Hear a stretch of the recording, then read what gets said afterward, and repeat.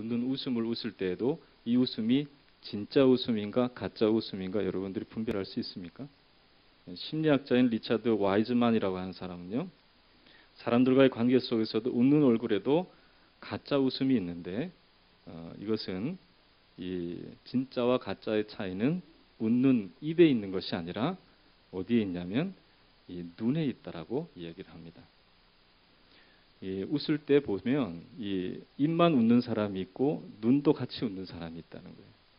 그래서 이 웃을 때 그 사람의 얼굴을 보면 이 사람의 모습을 알 수 있다는 것이죠. 여러분 옆에 계신 분들하고 한번 웃어볼까요? 자, 한번 볼까요? 진짜 웃음인지 가짜 웃음인지 여러분들이 입만 보지 말고 눈도 보면 알 수 있다는 거예요. 그러나 이것을 저 사람이 정말로 나를 보고 웃는가 안 웃는가 이것을 분별하는 것이 아니라 힘들게 가짜 웃음이라도 지어져서 마음에 다른 사람이 부담을 갖지 않도록 하는 그런 마음이 있다면 그것을 한번 헤아려 보라 하는 그런 의미로 그렇게 말한 것입니다. 여러분 이렇게 세상은 이 가짜와 진짜가 공존해 있습니다. 그것을 분별해내는 그 힘이 우리 가운데 필요한 것이죠. 여러분 하나님께서 우리 가운데 주신 말씀으로 우리를 온전히 세워나갈 때에 진짜와 가짜를 분별할 수 있는 힘을 얻을 수 있게 됩니다. 저는요, 이 간혹 가다가 이렇게 보석 가게 같은 데를 가보면은요, 진짜와 가짜를 분별하는 그러한 감별력을 가지고 있는 사람들을 볼 때가 있습니다. 보석을 감정하는 분들은 이제 돋보기를 통해서 이렇게 보죠. 그래서 이게 유리인가, 큐빅인가, 다이아몬드인가 하는 것을 구별할 때는 이 커팅이 된 그 날이 반듯하게 서 있는 것을 보면 이건 다이아몬드다, 이거는 유리다, 이거는 그냥 큐빅이다 이런 것들을 구별한다고 합니다. 뿐만 아니라 그것으로도 구별이 안 되면 열 감지기 테스터와 같은 것들을 가지고 이렇게 눌러봐서 띠라고 하는 소리가 나면 이거는 다이아몬드고 그렇지 않으면 이건 아니라는 것을 구분할 수 있게 되는 것이죠. 대충 보면 잘 모릅니다. 분별할 수가 없습니다. 그러나 자세히 들여다볼 때 또한 분별할 수 있는 그러한 기술을 가지고 있을 때 그것을 구별해낼 수 있는 것이죠. 여러분 우리는 하나님의 말씀을 통해서 자세히 들여다볼 수 있는 분별력이 우리 가운데 있어야 할 줄로 믿습니다. 주님의 말씀에 비추어 봐서 주님의 말씀을 배워 보아서 그 말씀이 우리 가운데 주시는 교훈대로 가르치는가, 그렇지 않는가, 주님이 우리 가운데 주신 말씀대로 사는가, 그렇지 않는가 하는 것을 우리는 살펴볼 수 있어야 하는 것이죠. 브록 포스라고 하는 신학자는요, 성도의 특징은 완전 무결함에 있는 것이 아니라 분별하는 능력에 있다, 그렇게 말했습니다. 한번 따라해 볼까요? 분별하는 능력. 그게 성도라는 거예요. 사실 우리는 예전에는 예수 믿기 이전에는 세상 사람들 살아가는 것이나 우리가 살아가는 것이나 별반 다를 것 없이 살아갔을 것입니다. 젊었을 때는 아이 키우고요. 그리고 이제 40대, 50대 되고 난 이후에는 아이의 미래를 가지고 뭐 이렇게 왈가왈부하고요. 그리고 나이 60대 이상 넘어가면 이제 지나온 세월을 반추해보는 그러한 모습이 세상 사람들 살아가는 것과 그리스도인들과 별반 다를 것이 없어 보입니다. 그러나 예수를 믿고 난 다음에 우리는 완전히 달라졌죠. 이 세상 사람들이 살아가는 삶의 방법이 아니라 하나님께서 원하시는 대로 주의 말씀이 내어주시는 대로 살아갈 수 있는, 이 세상 많은 사람들이 가는 길이 아닌 우리 주님이 내어주신 그 길을 분별할 수 있는 분별력을 얻게 된 줄로 믿습니다. 그래서 자기의 욕심대로 살아가던 삶을 버리고 주님이 원하시는 뜻을 이루어 나가는 거룩한 열정으로 체험받고요. 그리고 자기의 목표와 계획을 버리고 하나님이 원하시는 삶의 목표를 향해서 우리 주님 부르시는 부르심을 따라서 살아가는 삶에 여러분들이 나아갈 수 있도록 말씀이 여러분들 가운데 분별력을 주신 것입니다. 베드로는 이러한 분별력을 통해서 우리가 교회를 어지럽히고 우리의 삶의 믿음의 근간을 넘어뜨리려고 하는 잘못된 신앙을 배척하고 바로 진리 가운데 서서 하나님의 말씀대로 살아갈 수 있도록 우리 가운데 교훈을 주고 있는 것이죠. 한번 따라해 볼까요? 분별력은 영적인 힘입니다. 그렇죠. 고난이 오고 역경이 와도 베드로 사도는 마지막에 이 그리스도인들이 흩어져 있는 그리스도인들이 고난 당할 때에 어떻게 하면 믿음 가운데 설 수 있을까 고민하며 기도하며 성령께로부터 받은 말씀을 가지고 교훈하는 말씀이잖아요.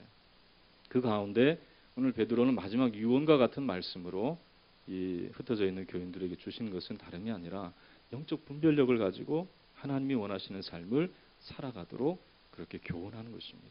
그 분별력이 마귀를 물리칠 수 있고 세상에서 하나님의 뜻을 이루어 나갈 수 있는 그런 힘이 된다는 거예요. 그 분별력을 여러분들이 가질 수 있도록 오늘 베드로는 우리 가운데 말씀하여 주고 있습니다.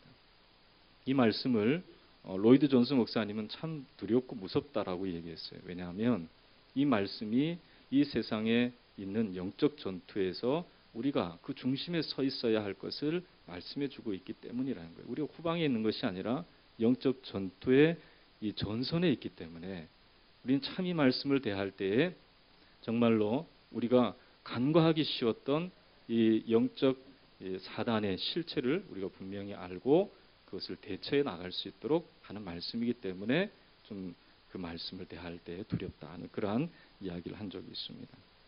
오늘 이 말씀을 통하여 우리는 오히려 하나님 앞에서 영적 분별력을 얻어서 믿음의 삶을 온전히 잘 이루어 나갈 수 있는 힘을 얻을 수 있기를 주의 이름으로 축원합니다. 우리가 승리하면 찬송이지만 패하면 우리가 마음에 절망과 좌절을 안게 되잖아요. 그러나 우리 주님이 다시 우리를 이렇게 세워주실 때도 있지만 우리가 항상 하나님 앞에서 우리의 삶 가운데 주어진 삶의 전쟁과 같은 영적 전쟁에서 승리하고 영광 돌릴 수 있도록 우리를 이끌어 주시는 것을 믿고 승리하는 저와 여러분 되시기를 주의 이름으로 축원합니다. 베드로는 오늘 본문을 통해서 교회를 어지럽게 하는 거짓 교사들은 과거에도 있었다는 것을 우리 가운데 말씀해 주고 있습니다. 자, 한번 볼까요? 2장 1절의 말씀을 보면 이렇게 말씀하고 있습니다. 그러나 백성 가운데 또한 거짓 선지자들이 일어났나니 이와 같이 너희 중에도 거짓 선생들이 있으리라. 그들은 멸망하게 할 이단을 가만히 끌어들여 자신들의 사신주를 부인하고 임박한 멸망을 스스로 취하는 자들이라. 그렇게 말씀했습니다. 이 말씀 속에서 이 거짓 선지자들이 일어났었나니 과거에도 이 구약 성경을 보면 참 선지자가 있고 거짓 선지자가 있었다는 거예요. 과거에도 그랬고 지금도 그러고 또 앞으로도 어떻게 된다고요? 똑같이 참과 거짓이 있다는 것이죠. 거짓 선지자가 있다는 거예요.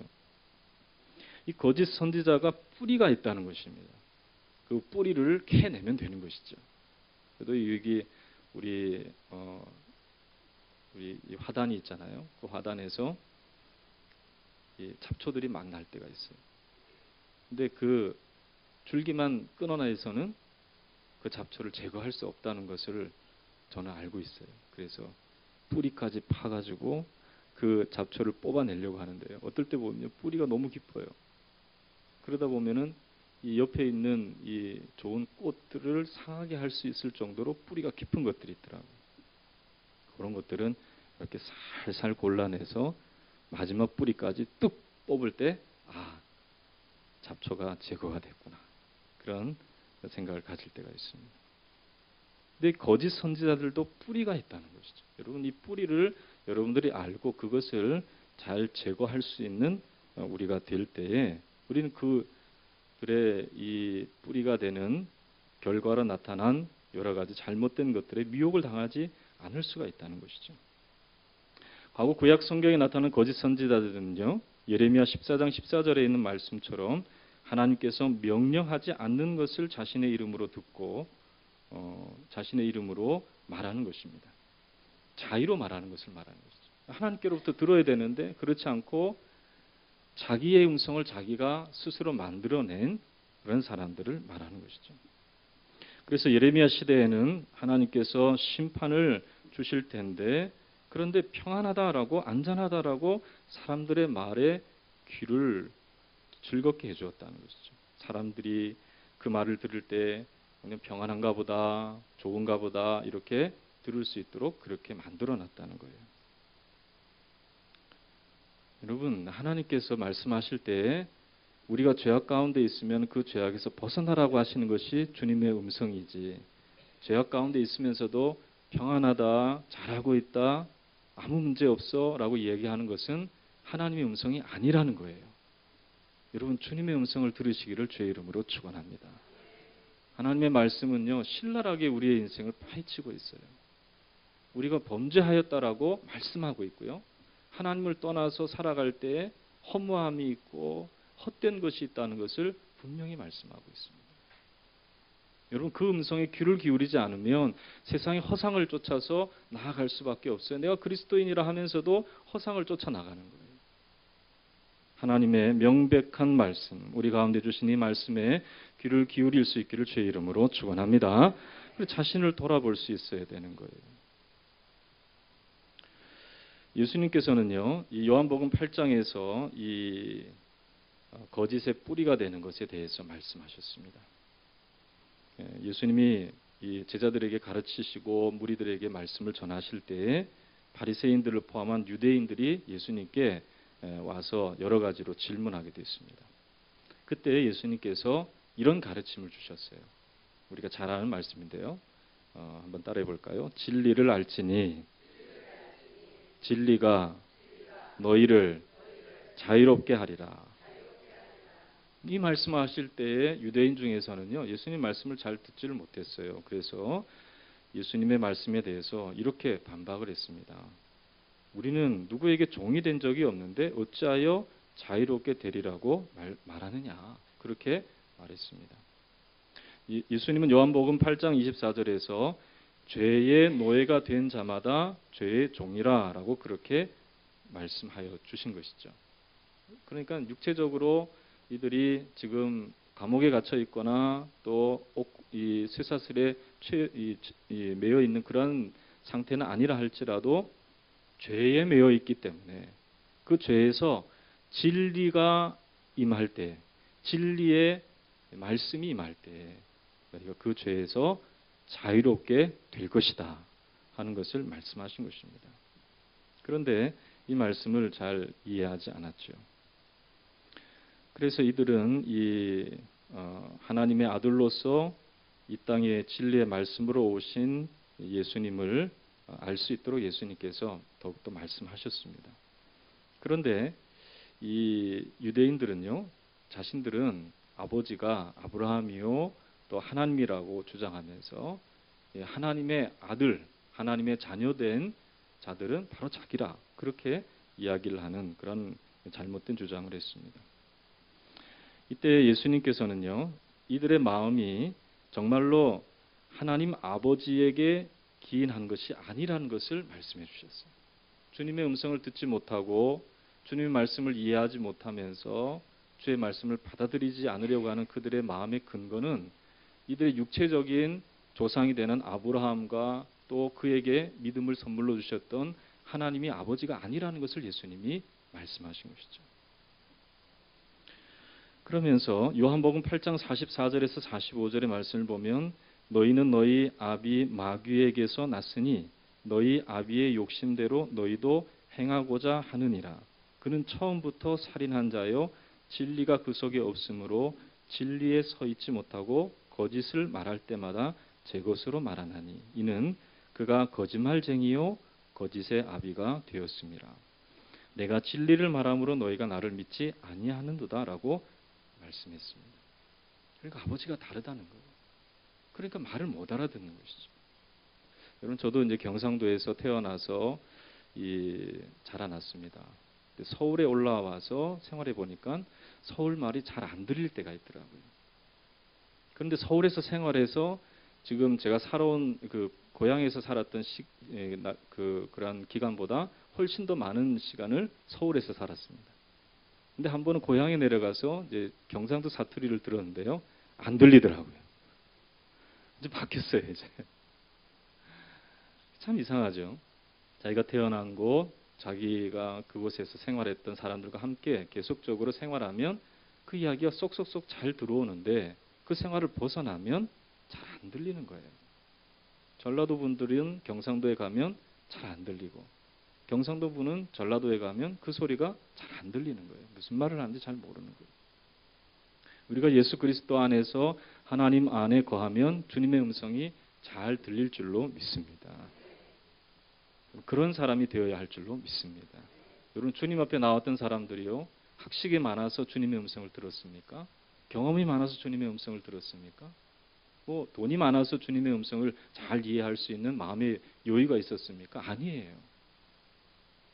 예수님 말씀하신 대로 하나님께서 내게 허락하여 주시지 아니하신 사람은 내게로 올 수 없었지만 하나님 아버지께서 내게 주신 자는 하나도 잃어버리지 아니하였나이다. 그랬어요. 여러분 우리는 다 한 아버지에게서 새롭게 거듭난 믿음의 사람들인 줄로 믿습니다. 예수 그리스도 안에서 거듭난 자인 줄로 믿습니다. 그렇기 때문에 주님의 음성을 들을 수 있어야 되는 거예요. 이 세상의 소리는 헛되다는 것을 여러분들이 분명히 분별해낼 수 있는 자들이 되어야 하는 것이죠. 여러분, 세상에는요, 자신이 어떤 옷을 입고 있든지 간에 그 뿌리가 정해져 있습니다. 하나님이 기뻐하시는 뜻대로 거듭난 자인가 아니면 그저 세상에 속해 있는 세상 사람들의 모습으로 살아가는가 그것이 지금 정해져 있어요. 그래서 여러분들이 분명히 주님의 음성을 듣고 우리는 한 아버지에게서 난 것을 알고 주의 주시는 말씀으로 살아가며 이 거짓된 세상에서 참된 하나님의 뜻을 분별해낼 수 있는 저와 여러분이 되시기를 주의 이름으로 축원합니다. 두 번째로는 이 베드로는 거짓 교사들의 특징은 멸망한 이단을 가만히 끌어들인 자라고 했습니다. 한번 읽어볼까요? 자, 1절을 다시 한번 읽겠습니다. 시작. 그러나 백성 가운데 또한 거짓 선지자들이 일어났나니 이와 같이 너희 중에도 거짓 선생들이 있으리라.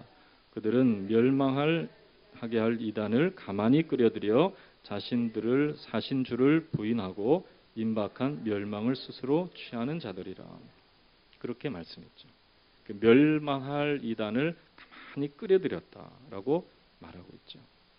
여러분 예수 그리스도께서 교회를 세우셨을 때에 베드로에게 주신 말씀대로 믿음의 반석 위에 세워주신 줄로 믿습니다. 우리가 신앙 고백을 제대로 하면 그게 교회가 되는 거예요. 작은 가정이든 아니면 직장이든 어디든 교회가 되는 것이고 또 우리는 새로운 교회의 믿음의 심령들 예수를 주라고 고백하고 하나님의 아들로서 인정하는 우리의 신앙 고백 가운데 교회가 세워진 줄로 믿습니다. 그렇기 때문에 우리 안에 이미 진리가 있는 줄로 믿습니다. 우리 안에 생명이 있는 줄로 믿습니다. 그런데 그러지 않고요. 자꾸 바깥에 있는 것을 가지고 들어오는 그러한 사람들이 있다는 거예요. 이단의 특징이 그거죠. 저기 밖에 나가면 좋은 가르침이 있어. 그렇게 말하는 것이죠. 그리고 이 다른 어떤 사람들에게 가면 은혜롭고 누구의 말이 참 능력 있다는 말로 사람들을 유혹합니다. 그러나 그것이 온전한 교훈이 될 수가 없다는 거예요. 우리는 우리 안에 신앙 고백 안에 세워지게 하신 진리의 말씀이 우리를 하나 되게 하시고 우리를 이끌어 가심을 믿으시기를 주의 이름으로 축원합니다. 우리가 이것을 부인하고 자꾸 눈을 진리의 말씀이 아닌 다른 곳에 둘 때에 우리는 우리 안에 살아계신 주를 부인하게 될 수도 있어요. 다툼이 왜 일어납니까? 우리 안에 계신 주님을 보지 못해서 생겨나는 거예요. 왜 교회가 이리저리 나누어지는 갈라짐이 있습니까? 그건 우리 안에 계신 주님을 보지 못하고 자꾸 다른 것들, 우리 안에 계신 주님을 부인하고 프로그램이나 사람이나 또 다른 교훈을 끌어들이기 때문에 그렇다는 거예요. 우리는 우리 교회 가운데 임재하시는 주님의 역사하심을 분명히 바라볼 수 있는 저와 여러분 되시기를 주의 이름으로 축원합니다.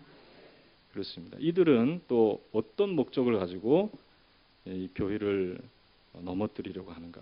오늘 베드로는 두 가지 내용을 말씀하면서 우리가 분별력을 가질 수 있도록 말씀하고 있어요.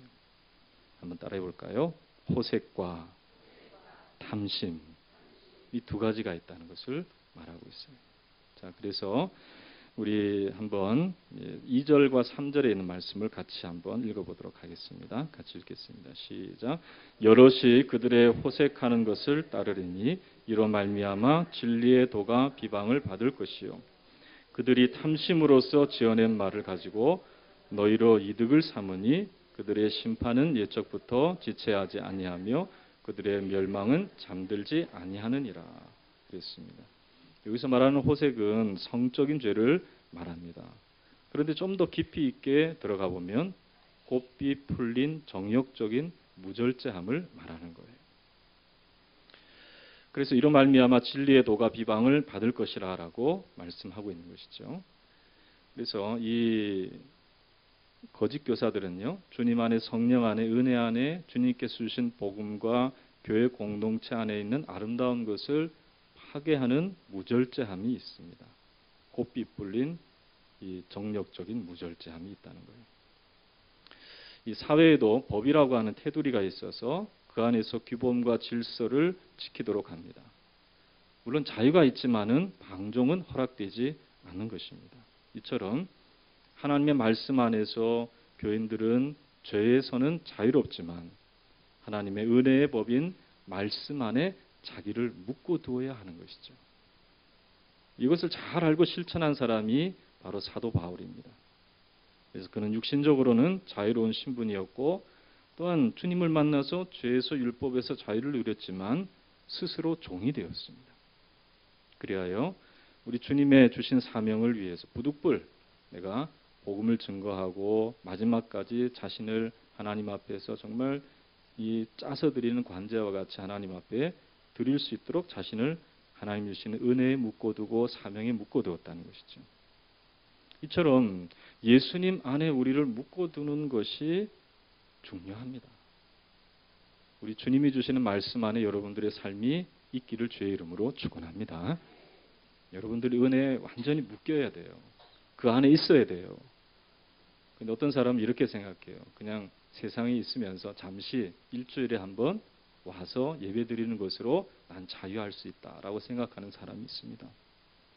세상에서는 사람들처럼 똑같이 살아가면서 그저 말씀 한 구절 보면 그냥 내가 위로를 얻고 내가 삶을 하나님의 말씀대로 살아가는 사람이지라고 생각하는 사람이 있습니다. 근데 그렇게 살아서는 안 되는 거예요. 한번 따라하겠습니다. 하나님의 말씀에 우리를 완전히 묶어두자. 그렇게 돼야 되는 거예요. 이 어느 수감자가 감옥에서 간수에게 이빨이 아픈 이빨을 뽑아달라고 요청했습니다. 그래서 이빨을 뽑았습니다. 며칠 후에는 이 수감자가 맹장을 좀 제거해달라 그랬대요. 맹장이 아프니까. 맹장을 좀 제거해 주세요. 그대로 해서 제거했습니다. 이 수감자는 한쪽 눈이 이상하니까 한쪽 눈을 좀 제거해 주세요. 그렇게 이야기했습니다. 근데 보니까 이상한 것을 느꼈어요. 이 수감자는 건강한데 이상하게 맹장도 떼어달라고 그러고 눈도 떼어달라고 그러고 좀 이제 시간이 지나면은 팔도 잘라달라고 할 정도로 그런 이상한 것을 감지해서 이 수감자에게 물어보았습니다. 왜 그렇게 떼어달라고 하느냐 그렇게 물었습니다. 그랬더니 이 수감자가 이렇게 말했다는 거예요. 이렇게 함으로써 나는 조금씩 감옥 밖으로 나가는 거지 않습니까? 그렇게 말했다는 거예요. 여러분 이게 가능한 얘기입니까? 여러분 사단에게 수감되어 있고 세상에 수감되어 있는 우리가 그저 그냥 마음의 한 구석 그냥 교회에 두고 또 뭐 주님이 주신 일이라고 생각하면서 여러 가지 일들을 하는 것으로 또 인격 수양을 위해서 내가 신앙을 갖는 것처럼 생각하면 우리의 심령이 완전히 자유로운 게 아니라 여러분 예수 그리스도 안에 우리가 있어서 완전히 우리를 주님께 맡겨드릴 수 있는 우리가 되어서 주님 안에 거하며 참 자유를 누릴 수 있는 저와 여러분 되시기를 주의 이름으로 축원합니다. 이렇게 이 세상에 얽매여 있는 그러한 사람들은요 자신의 삶에 대해서 분명한 정의를 내릴 수가 없습니다. 내가 그리스도인인가 아니면 세상 사람인가? 우리는 분명히 성경에 있는 말씀대로 하나님의 말씀에 우리의 삶을 메어서 참 그리스도인이라는 것을 분명히 나타낼 수 있는 저와 여러분 되시기를 주의 이름으로 축원합니다. 3절에는 이 탐심에 대해서 말씀하셨죠. 이 탐심은 우상 숭배라는 것을 우리는 분명히 알고 있습니다. 이 탐심이라는 것은 오늘 말씀에도요 이렇게 표현하고 있습니다. 한번 말씀을 보면은요 이 3절에 그들이 탐심으로써 지어낸 말을 가지고 너희로 이득을 삼으니 그렇게 말씀하고 있어요. 그러니까 이 탐심을 가진 사람들은요 성도들을 이득의 도구로 삼는다는 거예요. 성도들에게 이 12절 이후의 말씀을 보면 이성 없는 짐승과 같이 속임수를 즐기고 음란한 눈을 가지고 굳세지 못한 사람들을 유혹하고 18절의 말씀을 보면 허탄한 자랑을 말하는 그러한 사람들이 바로 그런 사람들이라는 거예요. 여러분 우리는 그리스도 안에서 우리가 다른 것을 취하기 위해서 주님을 믿는 게 아닙니다. 예수 믿고 복 받기 위해서 우리가 예수를 믿는다기보다는 주님을 잘 믿으니까 하나님께서 이 세상 사람들이 줄 수 없는 참 영생의 복과 이 삶의 복을 주시는 줄로 믿습니다. 사실 예수 믿고 우리가 정상적으로 신앙생활을 한다면 주님 앞에 다 내어드릴 수 있어야 돼요. 할렐루야. 내 것을 취하는 것이 아니라 사실 내 것을 내 것이라고 고백하지 않고 주님께 드릴 수 있는 마음이 진정한 신앙인의 자세임을 믿으시기를 주의 이름으로 축원합니다. 그럴 때 하나님이 우리를 인정하시는 거예요. 그런데 이 잘못된 신앙을 갖고 있는 사람들은요 취하려고 하는 거예요. 그래서는 안 된다는 것이죠. 여러분 탐심은 우상 숭배요 결국은 멸망의 징조입니다. 우리가 그렇게 따라가서는 안 되는 것이죠. 한번 따라하겠습니다. 주님, 모든 것이 다 주님의 것입니다. 예수님을 만난 사람은 진정으로 그렇게 고백하는 거예요. 할렐루야. 그래서 내 시간도 내 삶도 내가 가지고 있는 능력까지도 다 주님의 것임을 믿고 주님께 드릴 때에 우리가 주님께로부터 좋은 것을 얻는 거예요. 그래서 참 우리의 유한한 삶을 주님께 드려서 영원하신 주님의 축복을 받는다는 것처럼 좋은 게 어디 있습니까?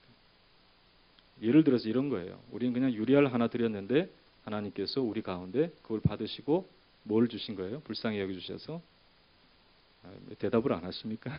아시네. 뭘 주신 것 같아요? 그래요. 네. 다이아몬드를 주신 것 같아요. 아니 그보다 더 귀한 것을 우리 가운데 주신 거예요. 그렇기 때문에 우리는 이 세상에 있는 것을 욕심내는 탐욕으로 삶을 살아서는 안 되는 것입니다. 탐욕이 들어올 때 주님이 주신 영원한 행복이 사라지는 거예요. 그 록펠러라고 하는 그 대재벌도 그런 말을 했습니다. 자기의 삶을 회고하면서 이런 얘기를 했어요. 내가 분명히 말할 수 있는 것은 소유가 넉넉하다고 해서 행복한 것이 아니라는 것입니다. 내가 클리브랜드에서 처음 직장 생활을 할 때에 한 주에 3불, 지금으로 말하면 한 3,000원 정도죠. 그것을 받아도 귀하게 여겨서 화장실로 달려가 몰래 세어보곤 했고 그때는 지급 3불이 천하를 얻은 듯한 그러한 것이 되어서 행복했지요. 그런데 지금은 그렇지 않습니다. 그보다 엄청나게 많은 재산이 있지만 오히려 그때보다 행복하지 않습니다. 그랬다는 거예요. 만일 그때의 행복을 도로 살 수만 있다면 나는 지금 내 재산을 다 내어놓을 수 있습니다. 거짓말일까요? 아니에요. 자신이 그렇게 이제는 살아갈 수 없다는 것을 안 거예요. 예전과 같은 기쁨, 예전과 같은 행복감 이런 것들이 자신이 추구했던 그 재물로 인해서 사라졌다는 것을 고백하는 것과 마찬가지죠. 여러분, 잃어버린 것에 대한 이 소중한 마음과 감격과 감사를 되찾을 길이 없다고 얘기하는 록펠러의 이야기는 사실일지 모르겠지만 그래도 우리 주님께서 우리 가운데 새 마음을 주셔서 작은 것의 소중함을 누릴 수 있도록 우리를 인도해 주실 줄로 믿습니다. 작은 것 하나 가지고도 하나님 앞에 영광 돌릴 수 있는 그 마음을 우리 가운데 주시는 것이죠.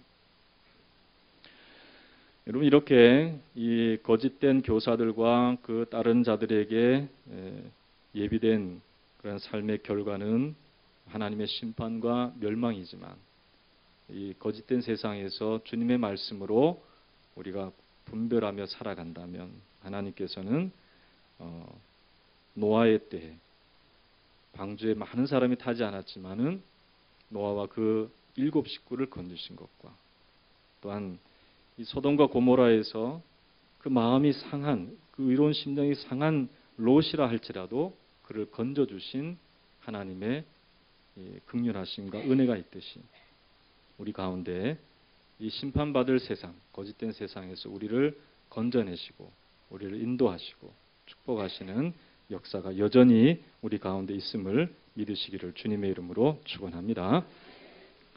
우리가 오늘 말씀을 듣고 우리 가운데 분별력이 생겼으면 좋겠습니다. 한번 따라하겠습니다. 하나님의 말씀만이 진리이십니다. 그 말씀에 주의하고 영적 분별력을 얻어서 이 외부에 있는 것들, 세상에 있는 것들을 잘 분별해낼 수 있는 힘을 얻으시기를 주의 이름으로 축원합니다.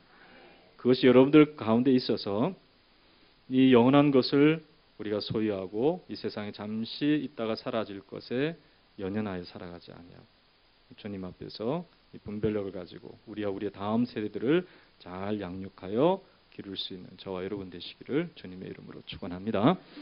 다 함께 우리 기도하도록 하겠습니다. 하나님 이러한 분별력을 우리 가운데 허락하여 주시고 참 하나님 우리 안에도 이렇게 하나님 아버지 주님 안에서 온전한 분별력으로 영적 힘을 삼아 이 세상에서 하나님의 뜻을 이루어 나갈 수 있는 우리 새로운 교회 지체들과 온 심령들 되도록 축복하여 주시옵소서. 간절한 심령으로 기도하겠습니다. 좋으신 하나님 아버지 은혜를 감사합니다. 주의 주신 말씀으로 우리를 채워주시옵소서.